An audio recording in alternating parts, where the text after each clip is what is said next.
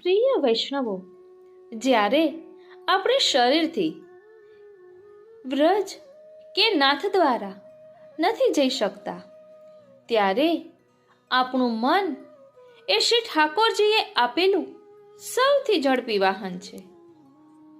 શાસ્ત્રો કહે છે કે મનની ગતિ વાયુ કરતાં પણ વધારે છે. એક ક્ષણમાં મન 7 સમુદ્રને પાર કરી જાય છે. જો તમારું મન ઠાકોરજીના ચરણોમાં પહોંચી ગયું તો સમજી લો કે સાક્ષાત દર્શન કરી લીધા. શ્રી મહાપ્રભુજી કહે છે કે જે જીવનું ચિત્ત શ્રી ઠાકોરજીમાં પરોવાયેલું છે તેને માટે તો ઘર એ વ્રજ જ છે. તમે ઘર બેઠા આંખ બંધ કરીને જ્યારે શ્રીજી બાવાના સન્મુખ ઊભા હોય એવી અનુભૂતિ કરી શકો છો. ત્યારે શ્રી ઠાકોરજી આપના એ ભાવને પણ સ્વીકારે છે. આને જ ભાવનાત્મક વ્રજયાત્રા કહેવાય છે. આપણે ઘણીવાર દુઃખી થઈએ છીએ કે હું વ્રજ નથી જઈ શકતી, કે હું નાથ દ્વારા નથી જઈ શકતી. પણ શું આપ જાણો છો, જો આપનું મન ક્ષણવારમાં શ્રી ગિરિરાજજીની તળેટીમાં પહોંચી જાય છે તો તમે ત્યાં જ છો. શરીર તો હાડકાં અને લોહીનું બનેલું છે, પણ આત્મા તો મન દ્વારા પ્રભુને મળે છે.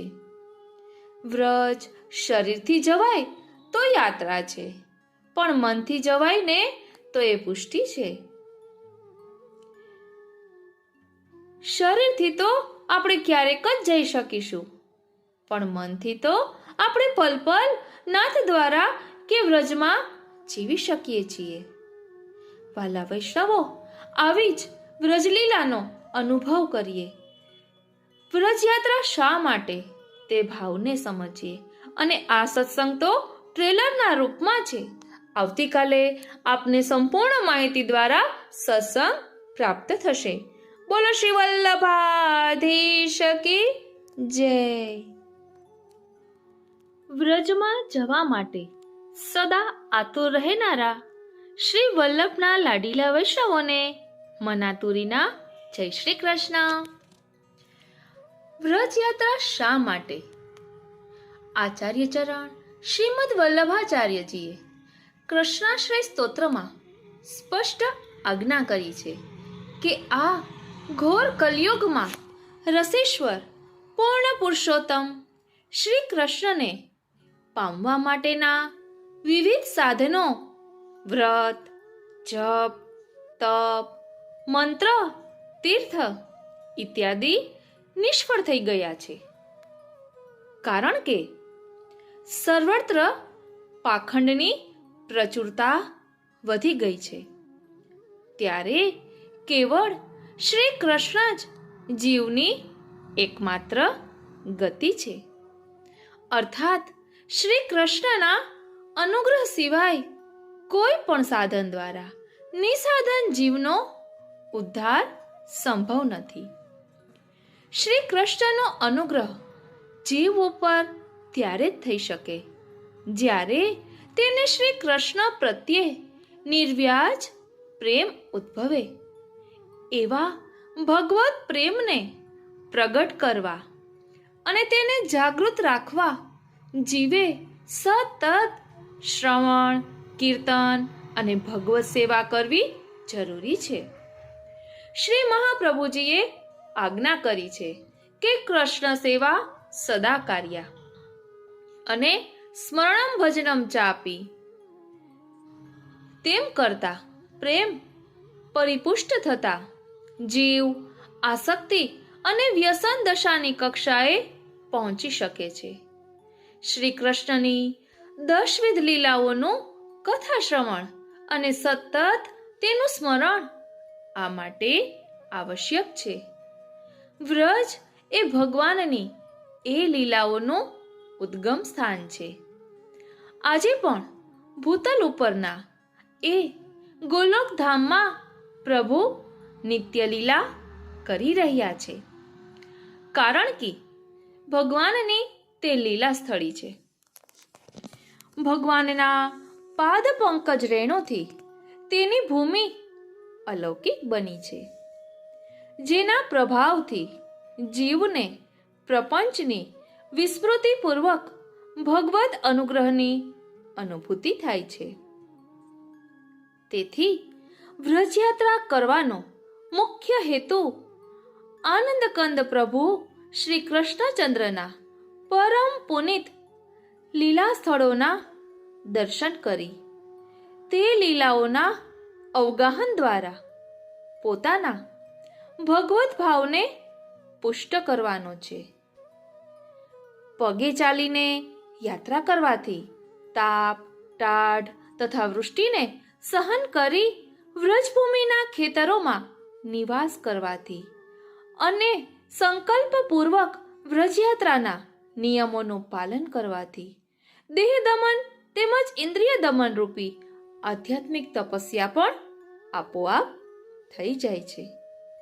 પગે ચાલવાથી દેહને કષ્ટ પડે છે, તે દ્વારા દેહ દમન થાય છે. આ દિવસમાં એકવાર સાત્વિક ભોજન લેવાથી ઇન્દ્રિય દમન થાય છે.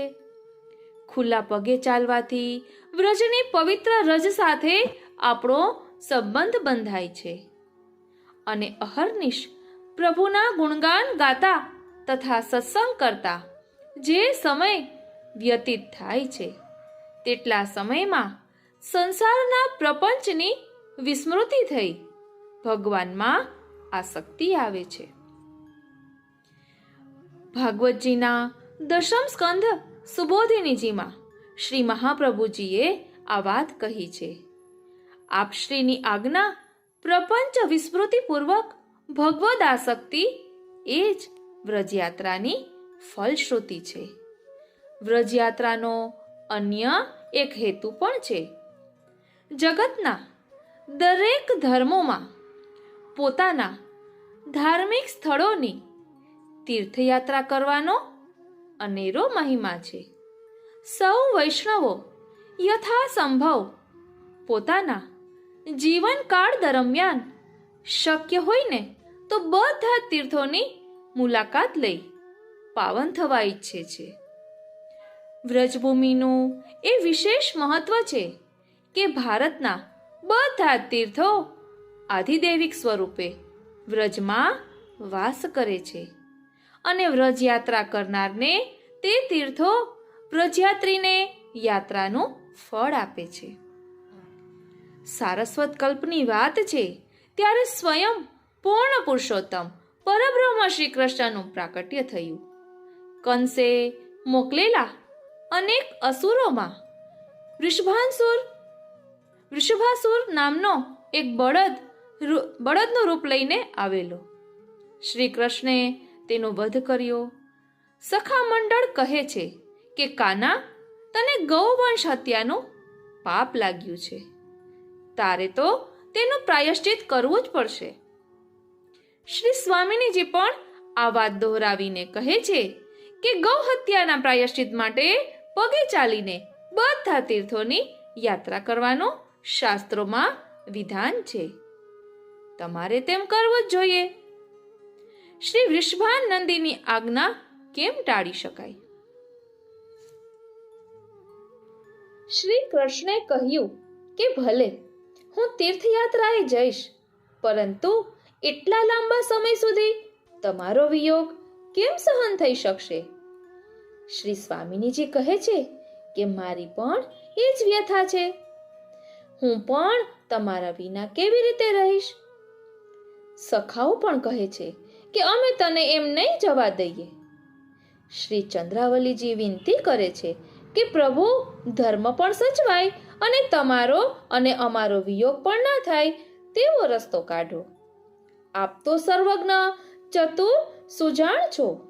શ્રી યમુનાજીએ રસ્તો બતાવ્યો કે હે પ્રભુ, આપ સર્વ તીર્થોમાં જાઓ, તેના કરતા બધા તીર્થોને જ વ્રજમાં બોલાવી લો ને.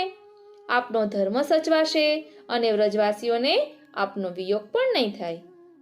બધાને આ સૂચન ગમ્યું. સર્વાધીશ શ્રી કૃષ્ણ માટે શું દુષ્કર હોય? સર્વ કોઈ તો તેમને આધીન છે. બસ આજ્ઞા કરી અને સર્વ તીર્થો હાજર થઈ વ્રજના વિવિધ સ્થળોએ ગોઠવાઈ ગયા.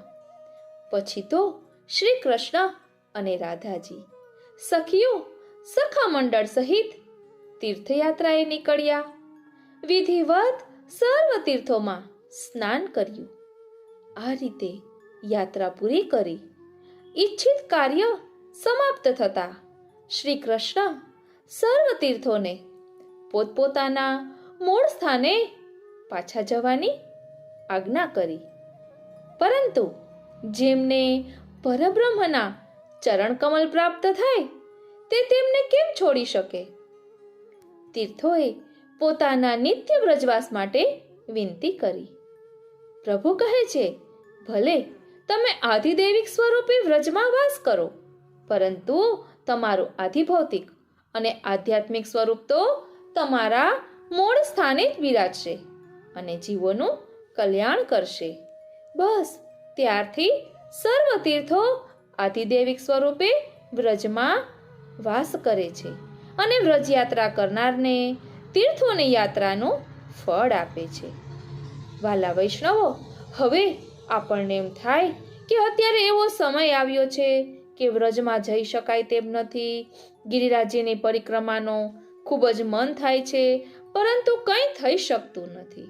તો પ્રભુ કૃપાથી આપણે માનસીમાં પણ ગિરિરાજજીની પરિક્રમા કરી શકીએ. અગાઉ આપણે જ્યારે વ્રજમાં ગયા હોય, ગિરિરાજજીની પરિક્રમા કરી હોય, તો તેના ચિત્રજીના દર્શન સાથે આજે આપણે માનસી પરિક્રમા કરીશું.